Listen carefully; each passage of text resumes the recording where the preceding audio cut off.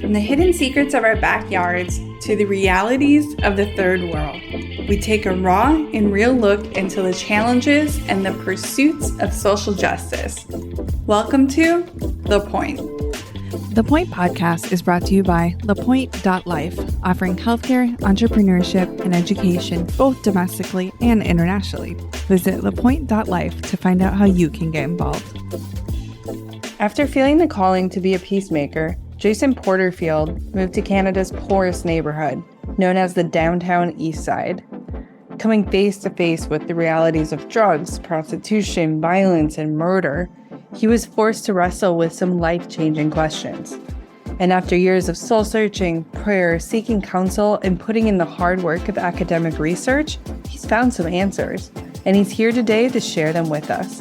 Please join me in welcoming Jason Porterfield.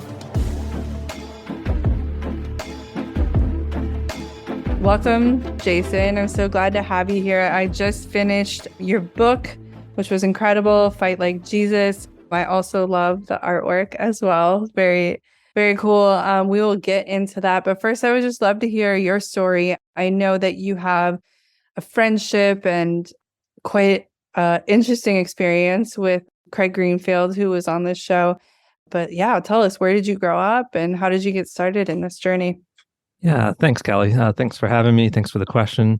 So I grew up in a military family. Both parents were in the military, and so that meant we moved a lot. I think if I remember right, I lived in 8 places by the time I was 5. Wow. One of those was overseas in Morocco. And, I think that experience opened my eyes to realize the world is much bigger than just the United States. We eventually settled in Pennsylvania. And in college, I went to a school called Messiah College, historically Anabaptist Christian college. And it was actually, I've never met anyone else who can say this, but my call to urban ministry actually came about through an Amish person. I went to chapel one day at this Christian college, which was mandatory. You had to go to like 20-some chapels every semester. Uh-huh. And I sat down, wasn't expecting to get much out of it. And there was a guest speaker that day. And this gentleman got up and he said, "I grew up Amish, but God has called me to minister in the city of Philadelphia, the city of brotherly love." And he went on to say, for the first time in history, more people live inside of cities than outside of them. But in my city, as soon as Christians can get enough money, they flee to the suburbs. And he said, "This is a tragedy. It shouldn't be that way." And I remember sitting in the seat and I just said, "Wow, God, if you could use an Amish guy, you could use me, a suburban boy." I thought I was making an observation, but I guess I didn't choose my words very well because God evidently thought I was volunteering. And so chapel ended and I joined all the students trying to squeeze through the 2 doors at the back of the gym and get to class. And my friend Stephanie, she bumped into me and she said, "Jason, I just signed you up to lead a spring break missions trip to Camden, New Jersey. It's officially ranked the worst city in America. You don't have a choice. Don't back out. I know God's calling you to this. See you later in math." I was just struck dumb, and so of course I tried to get out of it, Right. So I went down to the Agape Center. That was kind of the missions hub. And I said, "Look, there's some mistake. I didn't sign up to lead this trip. My friend signed me up, Not even go on the trip, to lead the trip. Yeah, to lead the trip." So then they guilt tripped me at the Agape Center and they said, "Wow, look, we got 9 freshmen and sophomores signed up. And if we don't get an upperclassman to go, we're going to have to cancel the trip and their spring break plans will be ruined." So sure enough, a few weeks later, I'm leading this group of 10 of us to Camden, New Jersey. And I had never seen such poverty like that before. And environmental racism, like these Superfund sites from all the pollution in these residential neighborhoods of African-American, Hispanic, predominantly community. In the midst of such heartbreak, I had also witnessed something just immensely beautiful there. And here was a community of Christians who had all left good paying jobs. They all had college degrees and they moved into what was probably the worst intersection of what was considered the worst city in the US that year. And I left that week, visiting with this intentional Christian community. Their sister community across the river is more well known, the Simple Way that Shane Claiborne was at. And I left that time and I went back to Messiah College and I just thought, okay, like I was familiar with Mother Teresa's line when people would ask her, "Can we join you in Calcutta?" And she'd sometimes say yes, but often she'd say, "Calcuttas are everywhere. If you only have eyes to see, find your Calcutta." So I felt like God was saying the Camden, New Jerseys of the world are everywhere. Find your Camden. And I had been feeling called to foreign mission work, perhaps from having lived overseas, and there were a number of other formative events during college. 9/11 happened a month into my freshman year, the war in Iraq. In 2005, the tsunami that just devastated Banda Aceh in Indonesia really brought Indonesia on the map for me. And so I started to feel like I really wanted to live in the slums with the urban poor in Indonesia. And I eventually found a book, and I don't think I've ever told anyone this before, but I'm so frugal that I bought the cheapest copy of this book that I could find, which turned out to be the first version of it by Viv Grigg, Cry of the Urban Poor. Yeah. And only in that first version, in the very back, he sets out this vision that he has for forming a missions group of Christians who would live in the slums with the poor. And in that vision, he called for people to commit for 25 years of celibacy to live in the slums with the poor. And I just thought, well, I don't know if I can do that. So I never bothered to look at servants, because I thought, I'm not sure I can commit 25 years of celibacy to this. 25 years. Yeah. So turns out that didn't make the second edition, but that was the book I had. So long story short, I graduate, I spent some time doing ministry work in Philly and in Los Angeles. And then I discovered that that's no longer a requirement to join this missions group, Servants. In fact, it never really was. It only made it into that first edition of the book. And so I ended up joining Craig Greenfield, who you had on previously, to help start a new community in Vancouver. So Servants was started back in 1982. Okay. Viv Grigg was a New Zealander living in Manila. And so the first team was in Manila. And, by the time I was getting ready to join, Servants was wanting to start a new sending office in North America. They had growing interest from people like myself. But they wanted to blur the lines between this false dichotomy of home and field, mission field and home, right? So they wanted to live out what they felt called to in the slums of Asia, but in a Western context. Mm-hmm. And so Craig and his wife, Nay, they ultimately settled on the downtown Eastside, which is the poorest urban neighborhood in Canada. It's a section of Vancouver. And so they asked if I would join them to help start that community, with the goal ultimately of, during that time, trying to get together enough people to start a new community in Indonesia. So I ended up being in Vancouver for 3 years and then helped start the team in Indonesia, and came back sooner than I thought for various reasons, and ended up then overseeing the sending office in North America for a number of years.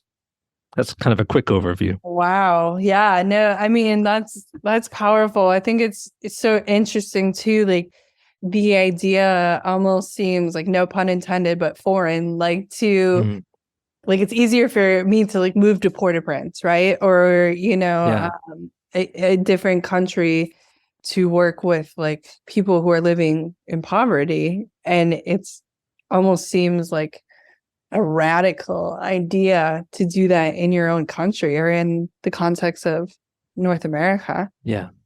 Why do you think that is? Is that something like, as a church, like historically we had this idea of like going out and sending people to other nations? Yeah, I think you hit the nail on the head. At least that was my upbringing, in my church it was all foreign missions. Never thought about local missions in your context. I grew up on the West Coast. It was called the West Shore. It was called, of the Susquehanna River. So Mechanicsburg, Camp Hill, et cetera. The East Shore was Harrisburg, the capital city of Pennsylvania. And I don't think my church ever did anything connecting with churches in Harrisburg, for example. Yeah. It's all about, if we had missionaries come, it was missionaries from Asia or, et cetera. So yeah, I'm not sure why that's the case, but it's tragic.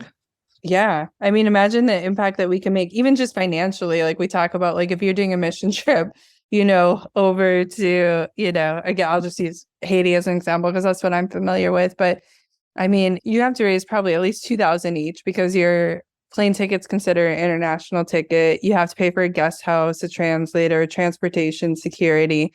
So you got $2,000 each, 10 people. What do if you spend $2,000, like you said, just going to your sister city, like incredible. Or to donate to an organization that's already working there. So talk to me a little bit about, I'm very interested to hear your perspective. I heard a bit of Craig's perspective, but what was it like those first few weeks in Vancouver? Because you didn't just go and start working. You actually lived on the streets for some time. Tell us what that was like for you. Yeah. So Servants, I think quite wisely, has a a policy where they call it your formation year, and really continues past that first year. But one of the things they say is, whatever you do, don't try to start something your first year. Yeah. Learn the language, learn the culture, exegete your neighborhood, get to know it.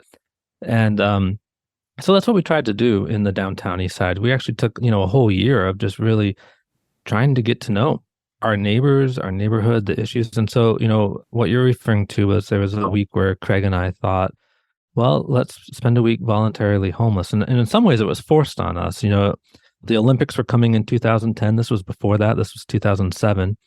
And so housing costs were doubling every year. And so landlords wouldn't give you a long-term rental contract because they knew if they do short-term rentals, they can drastically increase the price 2 months later. So everyone was struggling to find housing, us included. And so there was one point where we didn't know where we were going to stay. It turned out some friends with the Salvation Army let us stay in a transitional housing site. They were getting ready to open, but hadn't had it fully ready. But when we weren't sure where we were going, we thought, well, maybe we should spend some time voluntarily homeless on the streets as well, And so during that week, Craig and I, we realized a number of stunning lessons. One of those being that no one in the downtown east side was starving for food. You could get free food in the downtown east side 23 times a day. I thought that was mind-blowing when I read Isn't that. that? Yeah. 23 times a day. Yeah. There's just so many social services there in the downtown east side. But our neighbors were starving for friendship. 83% of those in the downtown east side live alone, either on the streets or in what are called SROs, these single room occupancy. They're kind of rooms that are about the size of a walk-in closet. Wow. You're not allowed to cook in them. Everyone shares a bathroom on the floor. They're pretty run down. While I was there, welfare increased the monthly amount to everyone. And the same day, all the SRO owners increased the rent by that amount, so. Wow. So that's the context. You either live alone in these tiny little rooms or you're on the streets. So many of them grew up in foster care as well, or a number of them were taken forcibly from their parents and put in residential schools. And so loneliness was just pervasive in the downtown east side. So we left that week and really over the course of that year, getting to know our neighbors in the neighborhood, convinced that our main form of ministry was going to be that of hospitality, the welcoming into our home those who are not normally the recipients of welcome. Yeah. And do you have a specific story from that time in Vancouver that sticks with you to today? Oh man, so many. So there was one gentleman named Randy who was on the streets and would occasionally go into a rehab program, really struggled with addiction off and on. But man, he loved God and he knew his Bible really well. He carried around a big, thick Bible. And one day, he joined us for dinner. That was one of the main things we would do was open our home up for meals. And, I think Craig mentioned this, the first time we'd say, just join us. The second time we'd say, hey, your family, you got to clean the dishes afterwards with us, Yeah. And so Randy joined us and he said, while I was waiting for you to get down to answer the door, I looked down Hastings Street and we were kind of at the top of the hill and Hastings Street was the main stretch going through the downtown east side. And he said, I had this epiphany that the downtown east side was like a valley of bones. And he knew his scripture as well as we did. So, right away we're thinking Ezekiel 37 and this valley of dry bones. But it was really beautiful that it's really confirmation because God was laying that vision on a number of my team members' hearts as well. And so it was real confirmation for Randy to say that. And, like in that vision in Ezekiel 37, it says the Spirit of the Lord takes him to this valley of bones and puts him in the center of it. And then it says it takes him from one side to the other. And indeed, the valley was filled with bones. And, even there's some great community development principles. First you go, but then before the vision ever comes, God has Ezekiel assess the situation going back and forth, right? And so we just saw, our hope was for this valley of dry bones to really come to life. And we really, some beautiful stories of transformation I could tell, often around the table. Or, early on, we started a ministry that second year called Prehab. I think Craig, with a marketing degree, came up with a nice title, and it was basically, we saw so many of our neighbors hit rock bottom and want to get off of drugs, but the rehab programs would be full. So you had to wait for some to graduate or for some to drop out. But every day you had to go down, take a test to make sure you were still clean and not using, and to say you still wanted to get in. I didn't know that. Yeah, to stay on the list, just because so many people wanted to get in, Yeah. But every day you're walking the streets and you're being offered drugs. And, the police didn't really try to stop the selling of drugs in the downtown east side. They just tried to keep it within the downtown east side. So you could see cops giving jaywalking tickets while a dealer is shouting, what they have, for sale right behind them. And so we just saw so many neighbors fall back into temptation. And so we started to say, well, why don't you come live with us? We have kids in the community, so don't bring any of your paraphernalia. We don't have a TV, sorry, but here's some good books, hint, hint, join us for meals. And we promise that one of us will walk with you every day to go down to that rehab place. So you don't have to walk alone and to come back. And so that was a beautiful ministry, an intense ministry, but beautiful, and saw a number of lives transformed that way. There's other stories, but that's a quick overview. Yeah, no, it's absolutely powerful. And again, that idea that should seem so obvious, and yet it's considered, again, foreign, of just living in community with people. And I love how you explained, like, people weren't like maybe physically starving, but they were starving for connection and community. So, okay, so you went to Vancouver, you had these experiences, and then what happened next for you? Well, so during that first year, actually, so I moved to Vancouver on January 1st, 2007. So it's easy to remember that date, the start of a new year, start of a new chapter in my life, right? But, chapters seldom unfold how you expect. And for me, this new chapter pretty quickly devolved into a nightmare that first year. I went there thinking of myself as a peacemaker. In other words, I believe God was asking me to contend for the flourishing of this beautiful yet broken neighborhood. But I was young, I was naive, I hadn't done much homework about the place. And so I was blindsided. Just 3 weeks after I arrived, the jury trial began in a nearby courthouse for Robert Pickton, the man we would all soon learn was Canada's deadliest serial killer. So for over 10 years, Pickton would periodically leave his farm and drive into Vancouver, pick up one of the women engaged in prostitution, take her back to his farm, kill her, butcher her, feed her to his pigs. And so by the time of his arrest, he later confessed actually to an undercover agent posing as a cellmate. He had killed 49 women, mostly from the downtown east side, just one shy of his goal, he said. And so my neighbors were devastated. They were scared. What if Pickton didn't work alone? What if there's a copycat? Yeah. They were angry, and they had every right to be. For years they had been telling the police about their friends disappearing. And, surely Pickton would never have been able to kill as many people if his victims had been prominent women from the center of society. Mm-hmm. And so it didn't take long that first year before my neighborhood's brokenness broke me. And I think a lot of us that work in mission work or community development circles have experienced that burnout, right? Yeah. And so I just pretty quickly felt like a failure of a peacemaker. I had no idea how to bring peace, this shalom, this vision of flourishing to this community.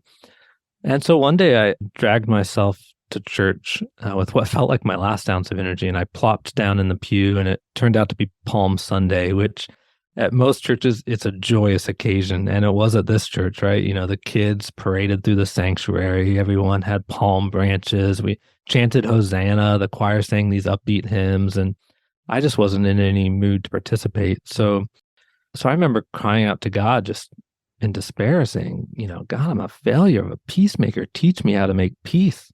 And soon after, the pastor began to deliver his feel-good sermon, and I just thought, I'm just going to read the gospel accounts of Palm Sunday. And I randomly chose Luke's, and that's when I noticed something I had never noticed before. Perhaps it was because for the first time ever, my emotions matched Jesus's on that day than the crowds. In Luke, it says that as the crowds shouted cheers, Jesus shed tears. And when he could hold back the grief no more, he cried out for everyone to hear, "If only you knew on this of all days the things that make for peace." And, it's taken years to unpack the implications of recognizing and noticing that lament for the first time. But as I sat in that pew all those years ago, I felt like God was saying, if you're ever going to be effective at confronting injustice and contending for peace, then you need to study the greatest peacemakers' greatest week, or what I call Holy Week. And that ultimately is where that book, Fight Like Jesus, comes out of. But that week of Jesus's life became just super important for me during my time in the downtown east side and since. Mm-hmm. Yeah. Wow. No, that's powerful. So let's get into the book. I like how it's laid out. You walk us through the Holy Week. Something I was struck by is that again and again, like we think we know, like as you mentioned, like what that week was, and we hear it all the time to the point where we kind of grow numb over some of like the importance of it. But you do a great job at really bringing to life what was actually happening during that week. Give us a bit of a layout of how the book is written. Sure. Well, the book goes day by day through Holy Week, and it tries to equip readers with practical peacemaking lessons as it examines how Jesus contended for peace on each of those days. And so, most books on peacemaking or on nonviolence, they tend to look at the Sermon on the Mount, Matthew chapters 5-7, and that's understandable. It's got the core of Jesus's peace teaching. Blessed are the peacemakers, for theirs is the kingdom of heaven. Do not violently resist an evil person, but, when they slap you on the right cheek, turn the other cheek to them also. Love your enemies, these classic lines. But what I found is, and what I believe is that if you want to learn how Jesus makes peace, there's no better place to look than Holy Week, his last week, because it's the main stage on which we get to see Jesus put all of his previous peace teaching into action. Mm-hmm. So those abstract principles that I just quoted from the Sermon on the Mount, they find concrete expression during Holy Week. And, so there's a number of Anabaptist groups, especially in a previous century, who would say pacifism or nonviolence, it's a call to not get involved. But when you look at how active Jesus was during his final week, it's really hard to make that argument, when you actually see Jesus put his peace teaching into action. And so one of my hopes with the book, or one of my concerns that led me to write the book, is that if we fail to see how Jesus contended for peace during the first half of the week, mm-hmm. then I'm afraid that despite clinging to the cross of Christ for our salvation, we may actually embrace the very approach to peacemaking that justified nailing him to that cross. Because really, Holy Week is the clash of these two competing approaches to peacemaking. Mm-hmm. Mm-hmm. Yeah, I mean, well said. I think one of my favorite parts, and you touched on this a bit earlier as well, was in chapter 3, the way that you explain that Jesus went to the temple the day before the famous part that we love to talk about, which is the anger and the throwing of tables and the making of the whip. Tell us a bit about that. Sure, yeah. So Palm Sunday, right? We all know Jesus' triumphal entry, and the crowd's actions, they wave the palm branches, they shout Hosanna, which literally means deliver us, save us, liberate us now. They lay their coats on the ground, they call Jesus their king. All these actions signify that they thought Jesus was coming in the likeness of Judas Maccabeus to be their liberator, their Messiah who would free them from the Romans.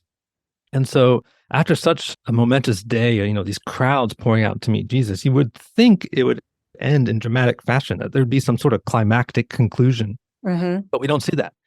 Mark's gospel just says Jesus entered Jerusalem and he went into the temple, he looked around, and then since it was already late, he left and went back to Bethany for the night. Mm-hmm. That's it. Yeah. And so then the next day he comes back and there's that temple cleansing scene, it's often called, right, where Jesus constructs a whip out of cords and he drives out, as I argue in the chapter based on the Greek, the animals, and gives a good tongue lashing to the money changers and the animal sellers. We tend to think Jesus just snaps on Monday, right? When he goes into the temple. That's kind of a dad joke I have in the book. He has a massive temple tantrum, right? We just think something causes him to fly off the handle. But what we actually see is that, on Sunday, Ched Myers, he describes it this way. He said, Jesus' initial visit Sunday evening to the temple was for reconnaissance. And I think that's a good, helpful word there. So in other words, Jesus didn't respond impulsively. It wasn't rash or impetuous. Instead, he had all night to devise a plan. Something he saw Sunday evening deeply disturbed him. It wasn't right. And so something had to be done. And so when he comes back on Monday, I would argue that his actions were calculated and planned just like they were for the triumphal entry, his use of the donkey, the route that he took, the timing, coming in through the sheep gate, all these signs on Sunday that I go into in the book. Equally so on Monday, his actions are just brilliantly planned. And so, one of the things I think that teaches is it's kind of like the servant's principle of not starting anything in your first year because you can cause more harm than good. It's important to assess before we act. And so in the downtown East Side, I mean, so many times I'd see really well-intentioned outside of the neighborhood church groups drive in. It was usually a youth group or a college group, in a 15-passenger van. They'd pull up on the side of one of the blocks, all jump out. Someone would yell free food. A line would not so miraculously form. There was always one guy in the group who would pull out a guitar, start singing songs like he's the next Chris Tomlin or something, while Right. everyone else hands out the food. But it didn't take long to hand out the food and so inevitably they'd jump back in the van and drive off into the sunset, It was Right. this drive-by feeding, this rapid act of kindness. And I mean, I've already mentioned you can get free food 23 times a day in the downtown East Side. Yeah. No one was starving for food there. But beyond that, they never had enough for everyone that would show up. And so often there'd be arguments that would break out afterwards. Why'd you get a meal? I didn't. And so it just goes to show, if you don't assess, I mean, I'm sure you have so many stories from Haiti as well, right? Of seeing these outside groups come in. They mean well, but they cause more harm. Yeah. Yeah.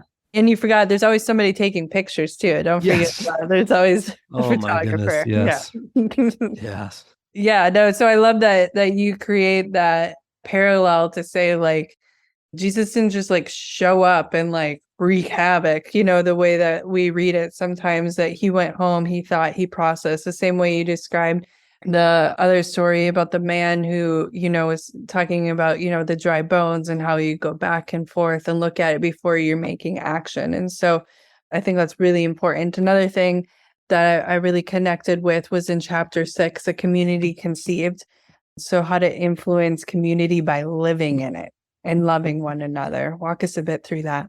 Sure. So this is chapter 6 is the Thursday chapter. And so, the first part of the chapter I look at in the upper room where they all gather that evening for the Last Supper. And there's actually numerous events that have profoundly shaped the church's peacemaking vocation during that scene. Jesus washes his disciples' feet, including the one who's about to betray him. He infuses the Passover meal with scandalous nonviolent meaning. If he had been a violent Messiah like so many wanted him to be, he would have broken the bread and said, "This is my enemy's body, break it for me," and poured the wine and said, "This is my enemy's blood, shed it for me." But instead he infuses it with this beautiful nonviolent meaning. This is my body broken for you and my blood shed for you. And then he goes to show his commitment to nonviolence right after, when he says, "Judas, you're going to betray me." But then he lets Judas leave unharmed, despite the fact that there were at least 12 other men in the room that could have stopped him, right? And then immediately after that, he gives what's called in the Gospel of John, his new command. "As I have loved you, so you must love one another," or each other. "Just as I have loved you, you must love each other." And it comes so soon after the scene of Judas leaving. I often wonder if Judas could still be heard descending the stairs, as he gives this new love command. And so in the book, one of the things I point out, I look at, why did Jesus call this command new? And I give two answers, but one of those is, for the first time, Jesus called his followers to commit themselves to each other, to forming communities that are modeled on his love.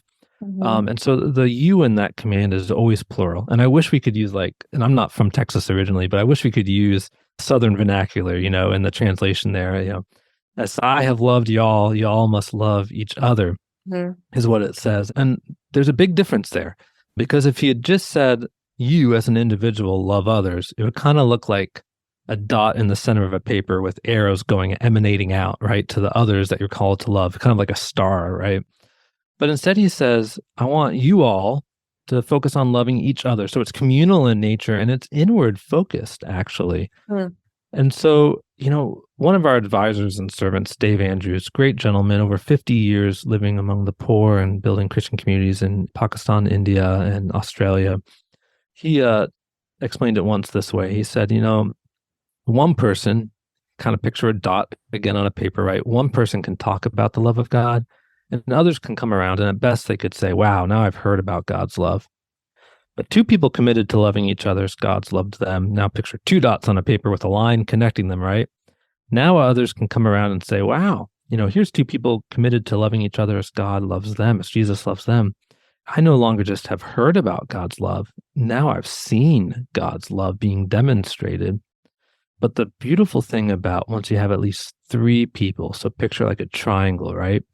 Is now the number of relationships really starts to take off. With two people, there's one relationship. With three, there's three relationships. When you add a fourth, there's actually six relationships, and it just starts to shoot up. In other words, with three or more people, you now have community. And if you picture that triangle in your mind, it now creates a space for others to be able to come in and enter into that community and no longer just hear about God's love or see God's love, but to actually experience God's love. And I think that's why, Jesus ends after he gives that new command by saying, by this, all people will know that you're my followers, my disciples, if you love each other as I have loved you. And that's what I really saw in Vancouver. We're a Christian community. And so, like I said, hospitality was our main form of ministry, welcoming people in as family. And, I still tried on my own to love my neighbors. I'd probably spend an hour or two each day prayerfully walking the street, trying to build relationships with my neighbors. I'd volunteer a couple times a week serving breakfast at a soup kitchen. I was always looking for an excuse to treat people to a cup of coffee at one of the great coffee shops there, right? Or worked in the community garden, But I saw very little fruit in all my efforts on my own. Now, I'm sure that maybe there was some. We can't always see the fruit. But like I said, I was part of a community, right? And in that community, when we ministered as a community, we saw massive transformation of many former neighbors ended up joining our community and becoming beautiful members of it. One gentleman, heard Craig, I don't know if he told this, I can't remember if he told this story when he was on, but, a gentleman named Kevin was in rehab and heard Craig speak at a church. It was his first Sunday that Kevin was allowed to go with the group and leave the rehab place and go to church. And he heard Craig speak about ministry in Cambodia and came up to Craig afterwards and said, God's calling me to be a missionary among the poor in Cambodia. And I would have said like, well, why don't you get out of rehab first and maybe come join us? And Craig was like, great, I'll start coming down and teaching you the language, And sure enough, Kevin's been in Cambodia for probably 13 years now, I would say, doing amazing work, It's this transformation that happens when we minister as a community. And so I think that may be the most important lesson in the whole book, honestly, about how to effectively contend for peace. On your own, all you can do is talk about peace and demand justice. You see that on Twitter all the time, right? But in community, you can actually embody peace and do justice. You can model on a small scale the kind of peace you're seeking to cultivate on a grand scale. And how much more challenging that is, right? To walk it out than just talk it out. Well said. I would love to hear what was the most surprising thing to you about Holy Week as you research. But before you tell us that, I want to make sure people can get a hold of this book. So Fight Like Jesus. It's available everywhere books are sold, and including my favorite, audiobooks as well. Is that correct? That's correct. Yep. Okay, so we can go to Amazon, you can go to Audible, anywhere, and then you can find more information or get in contact with Jason at jasonporterfield.com. And I'll be sure to include that in the show notes as well. Is there any other contact info you want people to know? Well, you can find me on social media as well, or at least Facebook and Instagram. I would say on my website, jasonporterfield.com, if people want, if they scroll down to the bottom of the homepage, I have a free little ebook called 100 Early Christian Quotes on Not Killing, so they can grab that if they want. Perfect. Love it. So yeah, leave us with, you did a ton of research. So tell us, what was the most surprising thing to you to find? Maybe on Friday, the scene where the crowds are presented with a choice. Do you want me to release Barabbas or Jesus? I hadn't realized before researching for this book that really it's the presentation of two competing messiahs. And you can't understand the significance of that event unless you understand why Barabbas was in jail and the meaning of his name. And so, the Gospels tell us that Barabbas was in prison not for some petty crime or tax evasion or, it says that he was in jail because he killed someone during a past insurrection attempt. And so he was a failed insurrectionist, but at least he had proven his willingness to fight for the liberation of his people. But his name also, Barabbas, Bar-Abbas, it means son of the Father. And Matthew's gospel actually gives us his first name, Jesus. And so here are these two competing messiahs, one who has proven he's willing to kill and risk being killed to free and liberate his people, and Jesus who's not willing to kill, but is willing to be killed. Yeah. When I discovered that, it just blew me away, Yeah, no, that's incredible. I was also surprised by that as well. So be sure to go out, get the book, Fight Like Jesus. Again, I will have those links in show notes at lapointe.life. Thank you so much for your time today, Jason, and thank you for taking the time to write this book. Thank you. You can get in touch with Jason at jasonporterfield.com. Be sure to get his book, Fight Like Jesus, everywhere books are sold, including Amazon and my favorite, Audible. I'll be sure to include these links in the show notes at lapointe.life. Thank you so much for joining us today, and until next time, keep on fighting for justice.